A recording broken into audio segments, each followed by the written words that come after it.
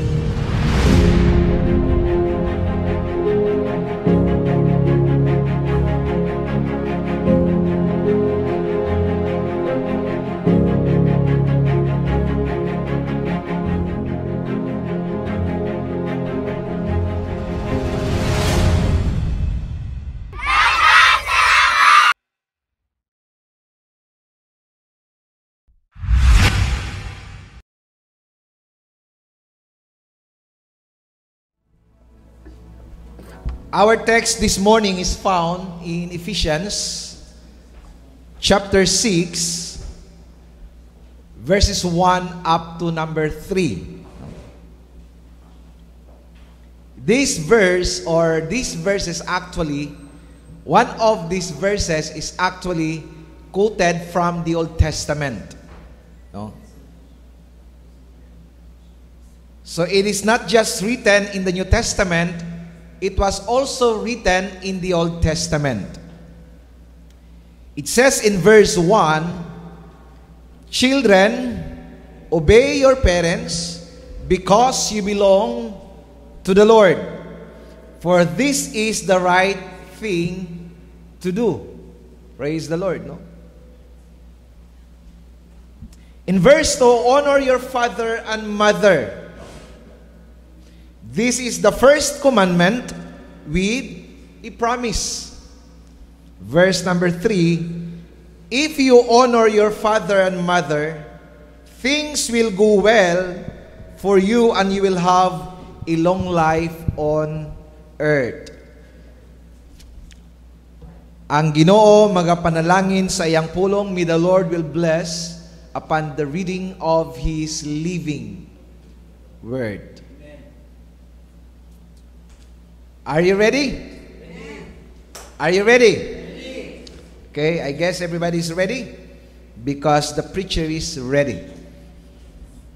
Okay, so actually this is the 5th commandment of the Decalogue, or gitawag nato the 10 Commandments. It is called, or it was called the Decalogue because it means the 10 sayings. No? The first four commandments of that Decalogue, it speaks about our vertical relationship to God. And the 5th to the 10th commandment, it talks about our horizontal relationship. And this is very pivotal because this is the foundation of our horizontal relationship. Actually, it is stated also in Exodus chapter 20, verse 12. This is the 5th commandment. "Honor your father and your mother, so that your days will be long upon the land." This is the first commandment of the Lord with a promise. Daghay mga sugo ang Ginoo nga dunay pakapin nga saad. But this is the first commandment that God gave to man with a promise. So kung imong tanawon, this is the foundation. If you wanted to be blessed, you have to follow this commandment. Because dinhi magsugod ang imong mga panalangin. So when you talk about foundation, dili ka pwede magtukod kung walay foundation. You cannot proceed to step 2 without getting to step 1. Amen or amen? And that is why, dili pwede nga, mahimo kang mainampuon, pero dili ka kabalo mo respeto sa imong mga ginikanan. It is impossible to become a man of prayer, to become a woman of prayer, if you do not know how to love your mother, if you do not know how to love your father, if you do not know how to honor them. You cannot be a giver unless you give first to your parents. Because this is the foundation. Amen. Okay. Ingon ang Ginoo sa mga Israelita, before tamo dadon dito sa land of promise, I want you to observe this very important commandment. Actually, sa horizontal connection nato, sa horizontal relationship nato, kini ang pinakauna nga gisugo sa Ginoo. Honor your father and your mother. Wala siya ningon nga higugmaa ang imong silingan. First, ang iyang giingon, higugmaa ang imong mga ginikanan.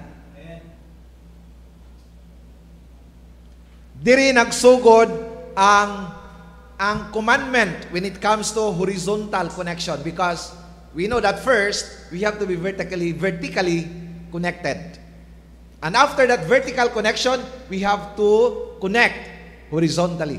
But first, to our family, to our mother and father, to our parents.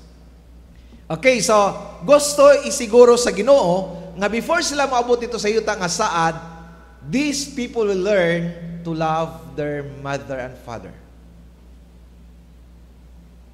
Israelites will learn to respect. Israelites will learn to honor their parents. Because again, this is very important, because God cannot bless them unless they will follow these basic principles. Okay, believe me. Okay lang ang atong audio, murag dunay langob-langob. Kuha gamay og kuan effects. Okay, so believe me, na ay mga anak nga nag-antos sa kinabuhi, there are children that actually suffering in life because they missed this very, very basic and very simple principle in honoring their parents. I will repeat. There are a lot of children, not just those children who doesn't know about God, but even Christian children who missed their blessings because they do not know how to honor their parents. And friends, labi na sa mga anak, this is pivotal sa inyong kinabuhi karong buntag. Listen, everybody say listen. Because you will learn something, and this would be the beginning of your breakthrough. You have to be break before your breakthrough will come. You have to be bankrupt before your breakthrough will come. You need to accept to yourself that, Lord, I need correction before God can bless you. No matter how hard you will pray, no matter how hard you will fast, until you will learn this basic principle in honoring your parents, you will not be blessed by God. Hallelujah. And that is why I am so amazed with this very simple and powerful commandment of the Lord. Honor your father and your mother. Ako na lang giapil ang mga papa. Para sa Father's Day, gamay na lang ang akong iwali dito. Okay, this is a timeless principle. Timeless principles. Buti pa sabot, it applies before, and still it applies today. And it will apply in the future. This is timeless principle. Pastor, sa Old Testament naman, no. You are mistaken, my brother. Because it has been stated in the New Testament in the era of grace. Sa atong gibasa kaganina in the book of Ephesians chapter 6 verse 1 to 3. Ingon siya dito nga honor your father and your mother. This is the first commandment with the promise. In Exodus, ingon siya, honor your father and your mother so that your days will be long upon the earth. Wow. Kisay gusto kanang taas ang kinabuhi. Panalanginan ka sa Ginoo taas nga kinabuhi. Higugmaa, serbisyuhi ang imong mga ginikanan. Kaya karon Mother's Day man, serbisyuhi ang imong mama. Higugmaa ang imong mama. This is the secret of long life.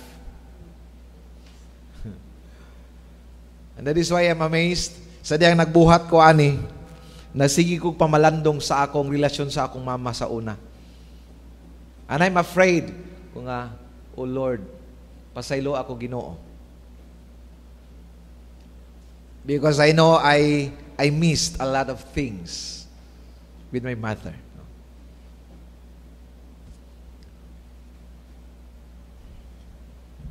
This is not just a timeless principles, but this is also a universal principles. When I said universal, it means it applies to everyone.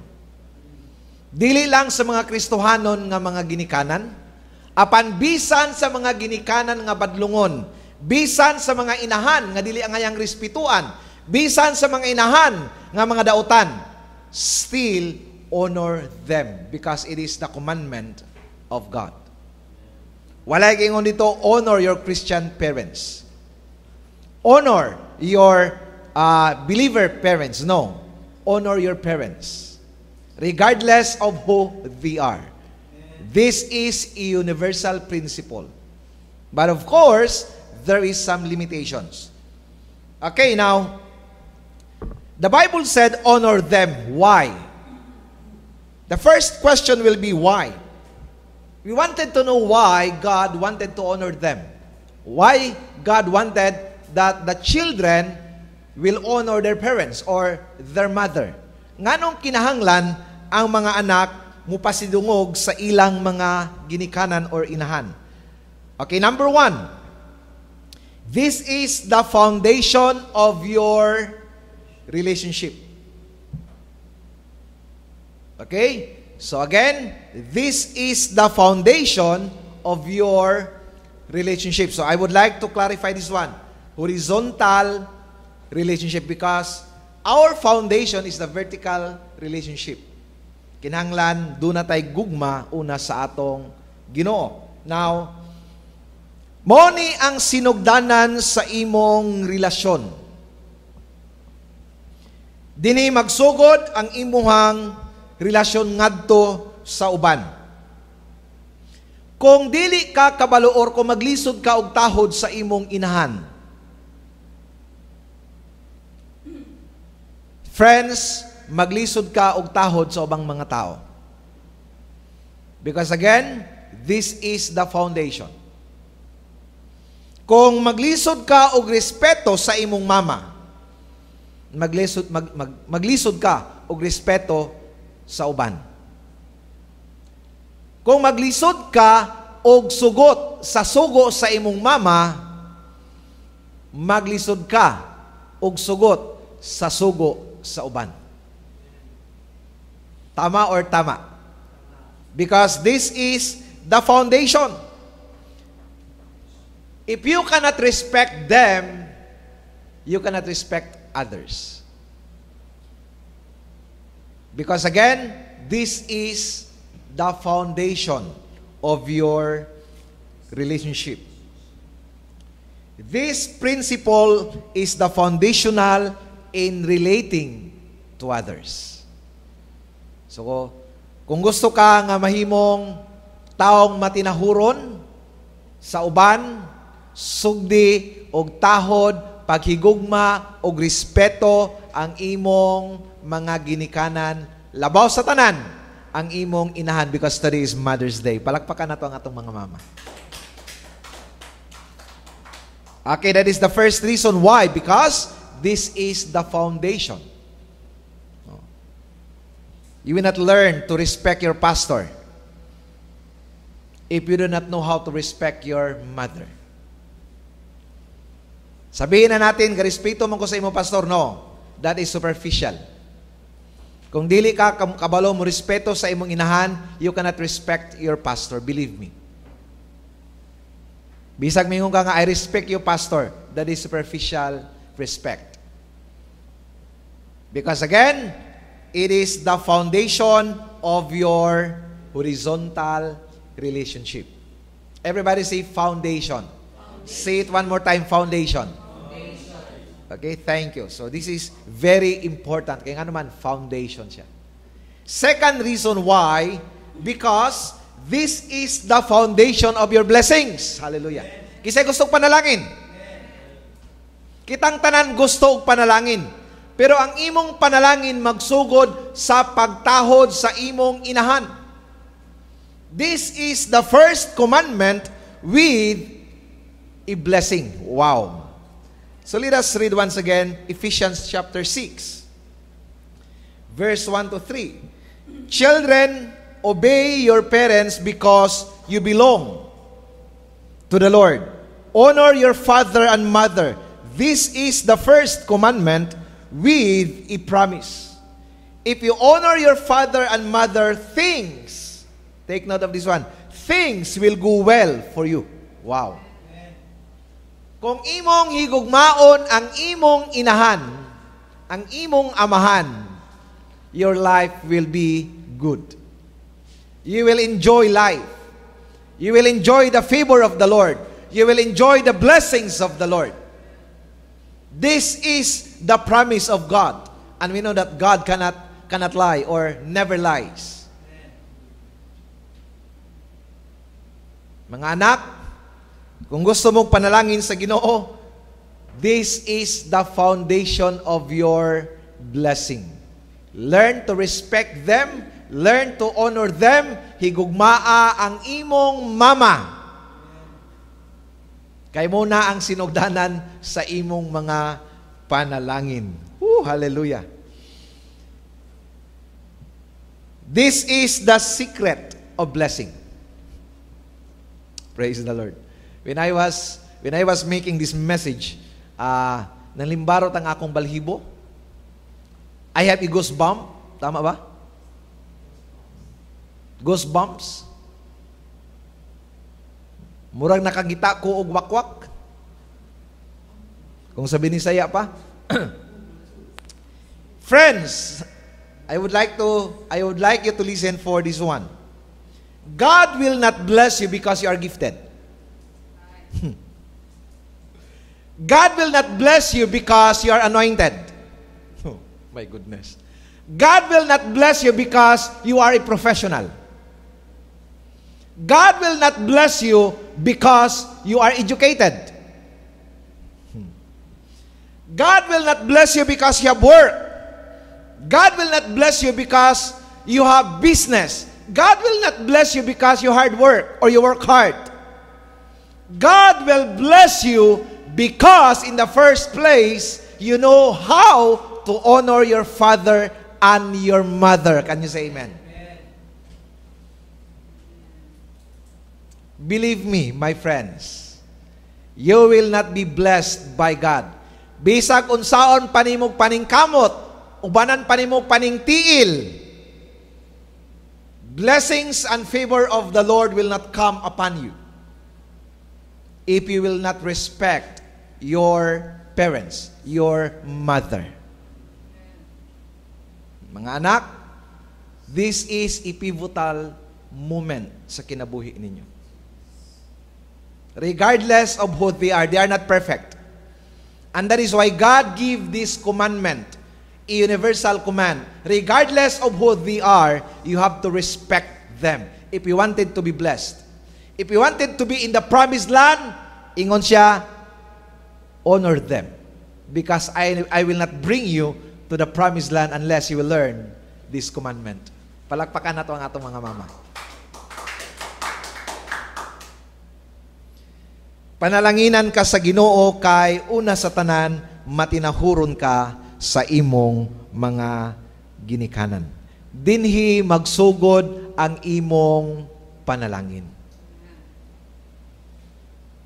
Kung mo pasar na ka ani, then magsugod na ang imong mga panalangin.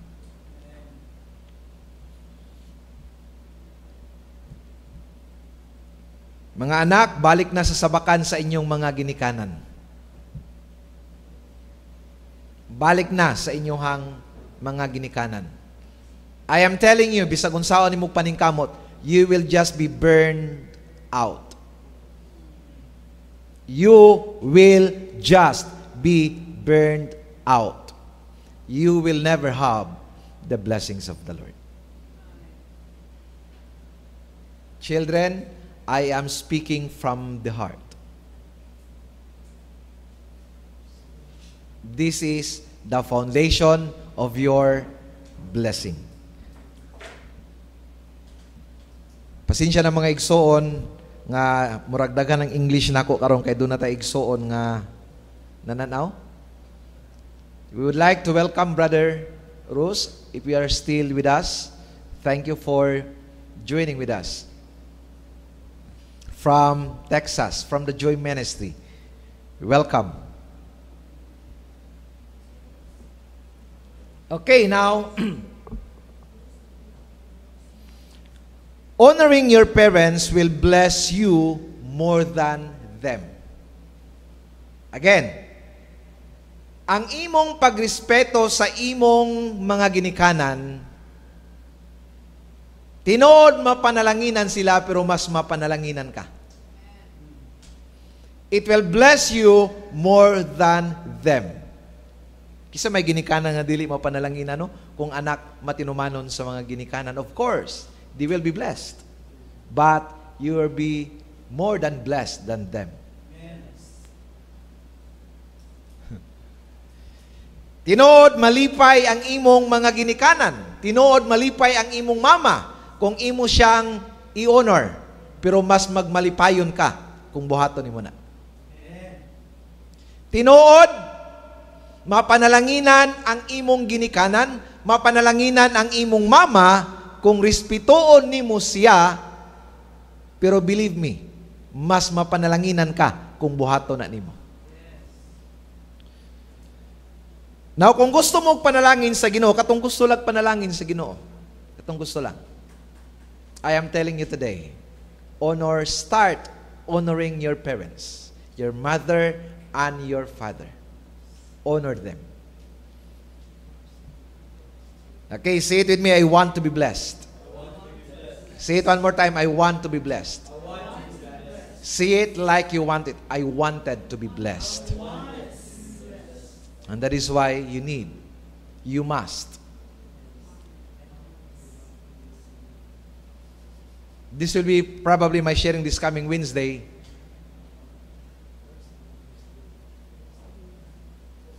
You have to pass from I want to I will to I must to I love.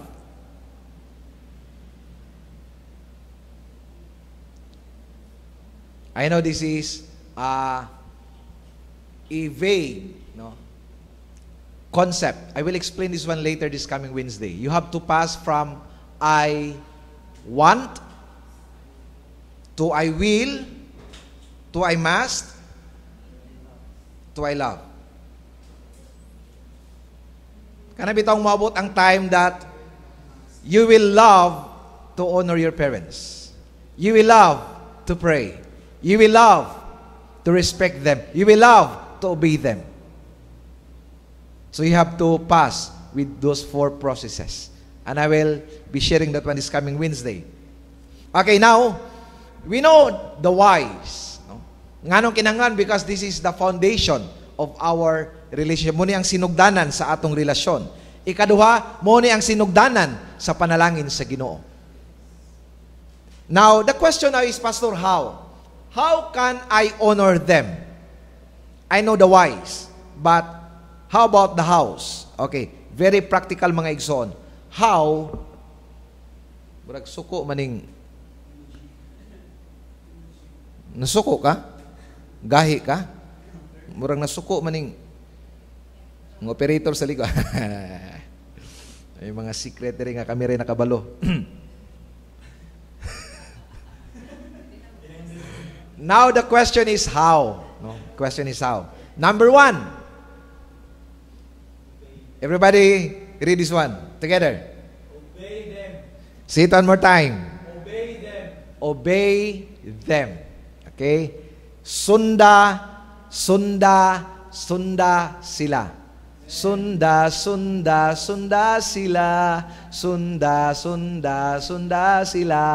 Sunda sila. Kay kung ikaw na po'y mahimong ginikanan, ikaw na po'y sundon. Tama or tama? Tama. Kay kung unsa ang imong gipugas, mo'y imong anihon.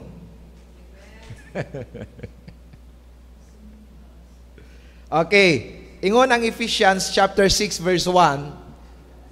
Children, obey, okay, obey. Di man makita. Obey your parents because you belong to the Lord, for this is the right thing to do. So dili gid ay dautan igsoon nga magtuman sa ginikanan. Mas dautan kung ang ginikanan mo'y magtuman sa anak. That is not the right thing to do. Muna mga ginikanan, do not spoil your children. Kay dili angayan ang ginikanan mo ay mutuman sa anak. Ang giingon din children, obey your parents because you belong to the Lord, naa ka na diya sa Ginoo, and this is the right thing to do. If that would become reverse, that is the wrong thing to do. Kung ang mga anak na mo ay tumanon sa ginikanan. I am telling you. Please, now, how can you obey them? Okay, simple ra kayo mga igsoon. Number 1, listen. Everybody say listen. Kung sugon ka sa imong mama, kay Mother's Day man karon, kasagaran man ang mama kusog manugo. Talagsar man ang papa manugo. Mama magina kasagaran manugo. Kung sugoon ka sa imong mama, paminaw. Unsaon man pagpaminaw, tanawa ang imong mama sa mata with a smile in your face. Okay? Praktikal ha? Dili ka nang, kung gitawag ka sa imong mama, bingan imong mama, Adelaida, nya tanaw na kasi mama niya, nakamugtok. No? So, kung tawagon ka sa imong mama, una, paminaw, tanaw sa mata with a smile. Okay? Number 1. Number 2, kung sugoon ka sa imong mama, dili lang ka mo tanaw sa iyang naong nga malipayon, say yes or say okay. Okay po ma.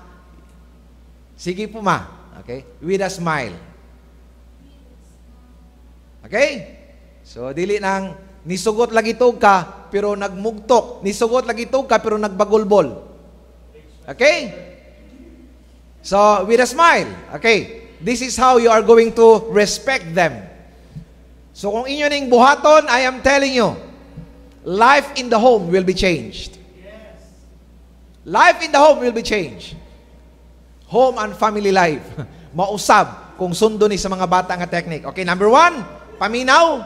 Number 2, tanaw sa mata sa mama kung suguon with a smile. Okay? Number 2, say yes or okay. Yes ma.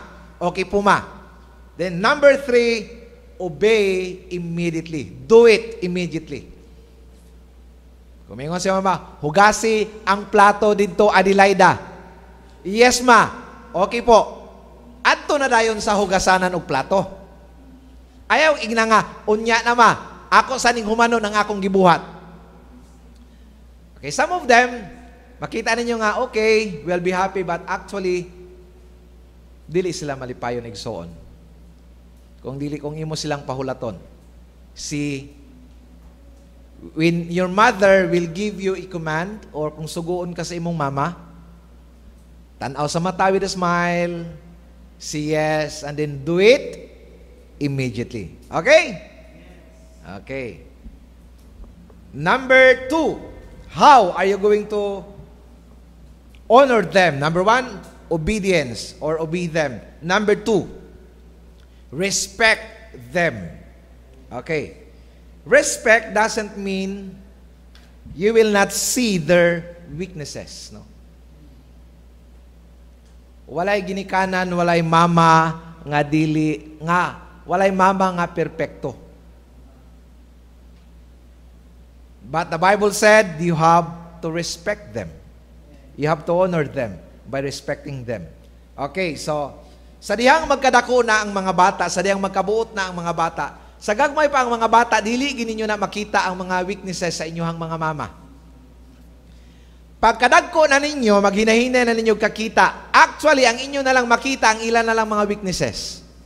Sa dihang mudako na mo. Dili na ninyo makita ang ilang strength. Dili na ninyo makita ang ilang strong. Ang ilan na lang mga weaknesses. Kanunan nyo makita ang ilang sipyat, ang ilang sayop. Grabe na si mama. Palasugo kayo. Wala ni mo giihap tong panahon nga wala ka gisugo. Mas daghan ang panahon nga wala ka sugua kaysa gisugo ka. Tama or tama? Magsige ingon nga, sige lang panugo. Sa usa ka adlaw, kapila ka gisugo sa imong mama, kapila ka wala sugua sa 24 hours. Tama?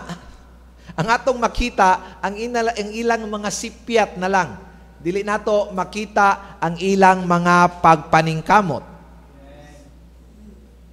Mga anak, no? So, respect them.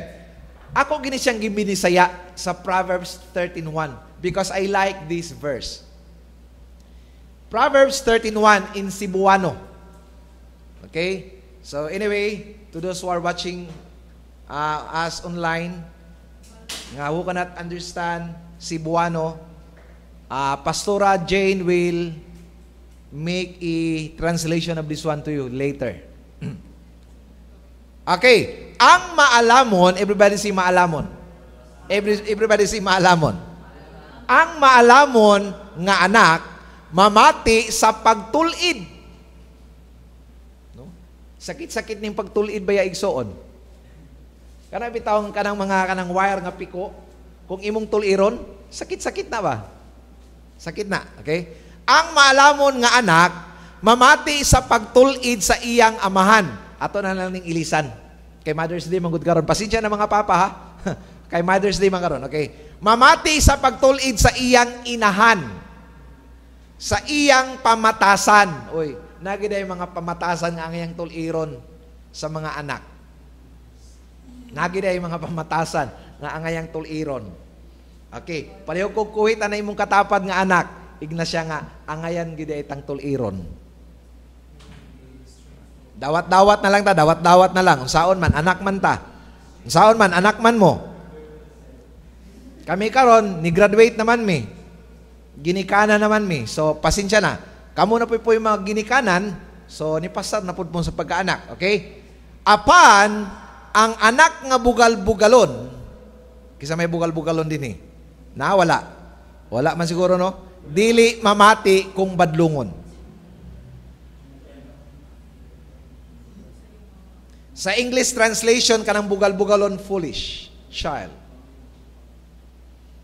A foolish child will not listen when the parents give correction to them. So dili sila maminaw. Pero the wise child will always listen to the correction of their parents. So the operative word in there is mamati, paminaw, or pauli. Ano na pauli? Paminaw. This is the operative word, listen. So respect means listen. paminawa sila. Okay, no? Kung badlungon ta sa atong mga ginikanan, kung badlungon ta sa atong inahan, paminaw. That is a sign of respect. It doesn't mean that if they are not the good parents, then pwede na kadi maminaw sa ila. No, no, no. Again, this is universal principle. Regardless of who they are. Honor them by virtue of their position, not on a person. Okay? Honor them by virtue of their position, not on a person. Respetuha sila, dili tungod kung kinsa sila, kung dili tungod kay sila ang gibutang sa posisyon sa Ginoo nga mahimo ninyong mga ginikanan. Okay, mura ra gud na og judge sa court. Kumuadto mo sa court, ang tawag sa judge, honorable judge. Tama? You honor that person not of who he is or not of what he is. Tama ba? But because of who he is. Regardless kung honorable ba siya o dili, but tungod kay judge siya, kinahanglan siyang i-honor because of his position. Mugin na ng pagsulod gani sa judge sa ano? Pagsulod sa judge din na sa courtroom. Tok-tok na. All rise. The honorable judge. Wow, honorable judge ha? Kahit hindi ka honor sometimes yung buhay nila, pero ang tawag sa kanila, honorable judge. I'm not telling nga lahat ng mga judge hindi honorable. Don't get me wrong about this. Bisag wala takabalo kung honorable ba sila or dili, but they are called unhonorable because of their position, by virtue of their position. So inana pod ang atong pagtahod sa atong mga ginikanan. Pagsulod sa atong mga ginikanan sa balay, all rise, the honorable parents. So kung inana atong buhaton, di ba, mura silang bayaon sa langit, maglakaw sila sa inyong mga panimalay nga, wow. Di ba? All rise, the honorable parents. Di ba? So karon kay Mother's Day man, lingkod mo, niya pasudla inyong mama. The grand entrance, the honorable mother. Oh, wow, ano rin? Diba? Okay, so pasidunggan nato sila, dili kung unsa sila, kung dili kung kinsa sila. Kay sila ang atong mga ginikanan. Okay, so mga anak, sa diyang gihatag mo sa inyong mga ginikanan, wala gyud nangutana ang Ginoo ba nga sa inyong mga ginikanan kung gusto ba mo nila mahimong anak. Wa pod nangutana ang Ginoo sa inyo kung gusto ba ninyo sila mahimong ginikanan. Lakton nga pagkaistorya, you become their children, they become your parents out of God's sovereign will. Not by your choice, not by our choice, but according to His choose.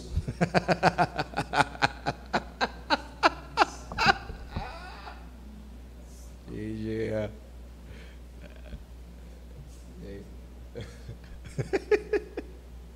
Not because of our choice, but because of His choice. So, pasidonggi, respetui, higugmaa, ang gipili sa Ginoo para sa inyo ha. Dili kami ang nagpili sa inyo nga mahimo namong anak. Kaya ayaw make i-blame nga kami ang inyong ginikanan. Don't blame us. Blame God. Amen. Amen. Pasensya na mga anak kay Mother's Day manggod karon. Sige lang, sunod mag Children's Day ta para makabalos pod mo sa inyong mga ginikanan. Children's Day na punta para ang wali sa inyo na pod pabor. Pero wala mo kay Children's Day, no? Wala po na one. Okay. At magbuhat lang ta anak pohon. Children's Day. Pero kamura po'y manimba. Way manimba nga mga ginikanan. Kamoy magwali. Okay. Now, number 3. Sa itong number 1? Obey them. Katong hauna sa hauna. Obey them. Number 2, respect them. Number 3. Okay, para ni sa katong mga anak nga doon na nay mga trabaho. O katong mga mama nga wala na, di na makahimo pagtrabaho. Okay? Provide for them. Putangi dahil dito hanilog, Happy Mother's Day. Stay healthy. Be fit and healthy. With love from Hanil. Oh, di ba? Di ba?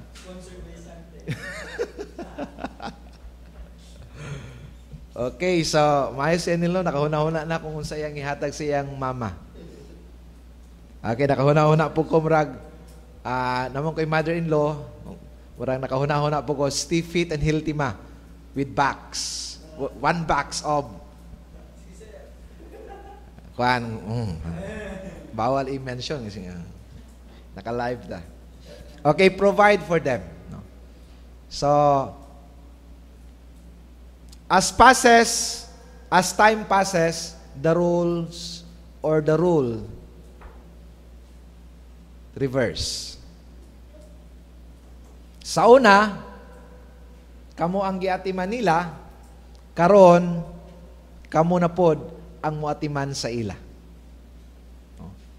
So sa nagdagan na ang panahon, muna mga anak, paningkamot in taon mo samtang mga bata pa mo. Kay maabot ang adlaw nga ang inyong mga ginikanan will not be able to provide for you. Now, kung wala mo naningkamot karon sa ilang pagpaningkamot, kinsa naman lay magbuhi sa ila kung wala pod mo'y gipaningkamutan. Okay, make up your senses. Okay, muna ingon, make some decision and actions. Kung kailangan mo magtrabaho, magtrabaho ka. Kung kailangan mo mag-aral, mag-aral ka. Kung kailangan mong magnegosyo, mag-business ka. Kung ano yung gusto ni Lord para sa iyo, tanungin mo sa Lord, ano gusto mo para sa akin, Lord? If He wants you to study, then study. If He wants you to go to apply a job, then apply a job. If He wants you to have business, then build the business. Para kung matigulang na ang atong mga ginikanan, you will provide for them. So the role will be reversed. It's payback time. Sumabot yun ang panahon mga igsoon that you will become their SSS. You will become their GSIS. You will become their PhilHealth. Hanil, you will become your St. Peter of your parents.